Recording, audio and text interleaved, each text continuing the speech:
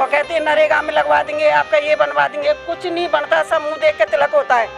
नारी देश है कहाँ?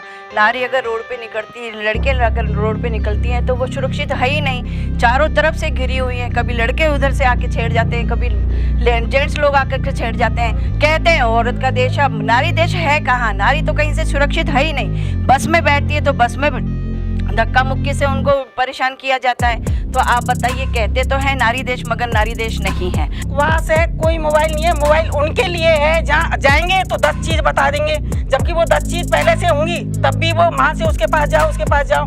लेडीज इतनी पढ़ी लिखी तो है नहीं कि जो देखो, बहुत सी तो पढ़ी लिखी है ही नहीं, किसी के पास मोबाइल नहीं। अब तो कह दी भाई बड़ा मोबाइल है, जब बड़ा मोबाइल हमारे पास होगा तो फिर हम मोबाइल लेने जाएंगे ही क्यों?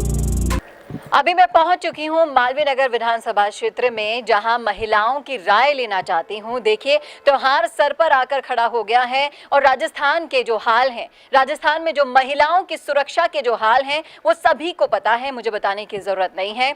अब इस त्योहारी माहौल में महिलाएं अपने आप को किस तरह से सुरक्षित महसूस कर पा रही हैं या नहीं, और किस तरह से अब महिलाएं सोच रही हैं कि हमारी आवाज़ को बुलंद करके उन सदन तक पहुंचाया जाए जिस सदन में पुरुष प्रधान लोग बैठकर सिर्फ ये कह देते हैं कि ये प्रदेश तो मर्दों का है। तो चलिए आइए जानते हैं क्या सोच रही हैं मालवीय नगर विधानसभा क्षेत्र की महिलाएं, जहां से जनप्रतिनिधि अगर महिला को बनाकर, इनकी आवाज़ को अगर महिला को बताकर उन्हें सदन तक पहुंचाया जाए तो किस तरह से इनका सोचना है, क्या है इनकी प्रतिक्रिया, आइए जानते हैं।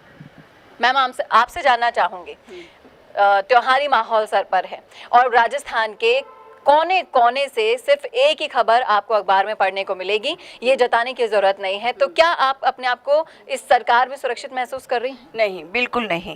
कहते हैं नारी देश है, मगर है कहाँ नारी देश?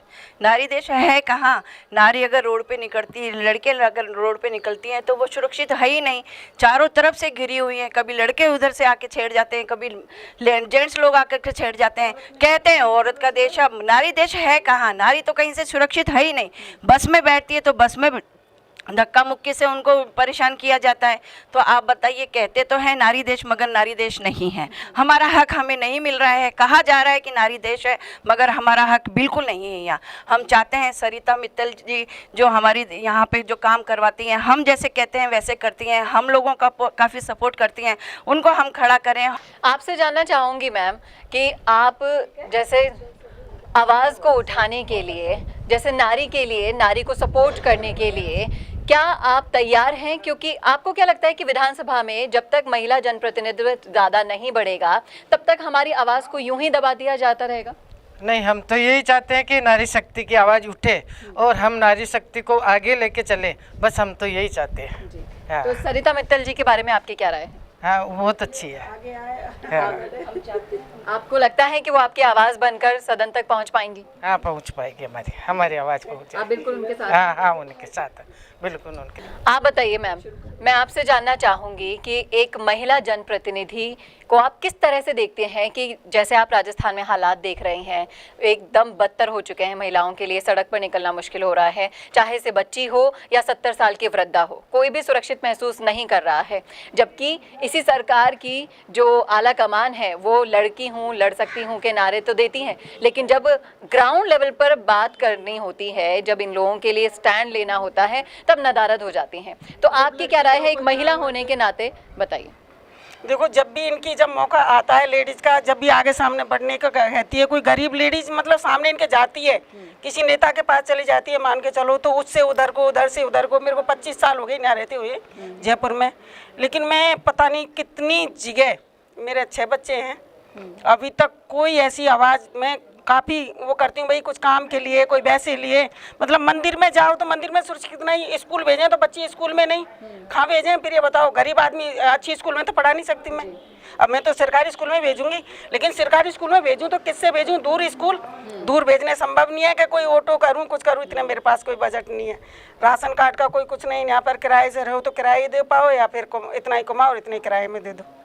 और ये 25 साल से यही चल रहा है, राशन कार्ड बनवाओ या कुछ बनवाओ। आप कह तो देते हैं मोबाइलों पे, फोन पे, अखबारों में आती है, लेकिन कहीं भी जहाँ भी डोली, किसी को 2000 दिए मित्र वाले को, कहीं 1000 दिए, कहीं 500 दिए, कहीं 300 दिए, लेकिन अभी तक कोई काम नहीं हुआ मेरा। जी, जो ये सरकार महिलाओं को मोबाइल बांटती डोल रही है, तो आपको क्या लगता है कि ये मोबाइल जैसी लॉलीपॉप उनका वोट लेने के लिए कारगर साबित होगी? बकवास है, कोई मोबाइल नहीं है। मोबाइल उनके लिए है जहाँ जाएंगे तो 10 चीज बता देंगे, जबकि वो 10 चीज पहले से होंगी, तब भी वो वहाँ से उसके पास जाओ, उसके पास जाओ। लेडीज इतनी पढ़ी लिखी तो है नहीं कि देखो, बहुत सी तो पढ़ी लिखी है ही नहीं, किसी के पास मोबाइल नहीं। अब तो कह दी भाई बड़ा मोबाइल है, जब बड़ा मोबाइल हमारे पास होगा तो फिर हम मोबाइल लेने जाएंगे ही क्यों? भाई बड़ा मोबाइल हुआ तो जाएंगे क्यों? छोटा सा मोबाइल ही हम पे चलाना ही आता तो कहना बड़े मोबाइल लेने गई थी मैं मालवीय नगर, वहाँ पर जो कहता जो ये लेके आओ, आप बिजली बिल लेके आओ, किराएदार है खान से लेके आए, जन आधार लेके आओ, और जन आधार में उसका नाम वो लिखा हो, उससे वो दस्तखत करा के लाओ उस अधिकारी से। वो अधिकारी वहाँ मिलता ही नहीं है कहीं। असल में महिला होने के नाते आप चाहती क्या हैं ये बताएं? मैं ये चाहूँ कि ऐसी महिला अपने वहाँ में आए ताकि हम महिला उनके सुने, ऐसी सदन अच्छे बने, ताकि मैं चाहती हूँ 5-6 साल से जो कुछ सुनवाई हो रही है, मैं तो बहुत खुश हूँ इस चीज में। है तो कूटा सरिता मित्तल जी के बारे में आपकी क्या राय है, क्योंकि मालवीय नगर विधानसभा क्षेत्र से वो आ रही हैं? इसीलिए हम लोग चाहते हैं कि सरिता मित्तल जी हमारे यहाँ आए, हम लोग उनको खड़ा करें, वो वहाँ जाएं, वहाँ हमारी सुनवाई हो, वो हमारे लिए बोलें कुछ और हमारा काम करें, क्योंकि एक वही ऐसी हैं जो हमारे बारे में सोचती हैं। 4 हैं बोलते हैं कन्यादान शादी के लिए ये देंगे वो देंगे वो देंगे, कुछ नहीं है मैम। ये लगा लो आप, मेरा देवर 35 साल का अभी खत्म हुआ है कोरोना से दौरान, ये 2 बच्चे हैं उसके छोटे छोटे, खूब डोली ये मित्र पे उस हुई मित्र पे, गांव में भी डोली है, लेकिन कोई मतलब नहीं निकला। इससे बेहतर घर में बैठ गए, क्योंकि 200 रुपया की मजदूरी कमाने वाला 1000 रुपया मान लगा के आएगा, बताओ कितने दिन डोलेगा? महीना 2 महीना 3 महीना, आपके आना मैम, आपके आना मैम, आपके वो अफसर नहीं आया, आपके वो अफसर नहीं आया। इससे बेहतर है घर ही बैठ के क्या करें। और कहते हैं नरेगा में लगवा देंगे, आपका ये बनवा देंगे, कुछ नहीं बनता, सब मुंह देख के तिलक होता है। जिसका है वो उसका सिक्का चलता है, नहीं कुछ नहीं चलता। इस वजह से चाहती हूँ कि मैं कोई ऐसी अपनी महिला हो ताकि हमारी वो सुन सके।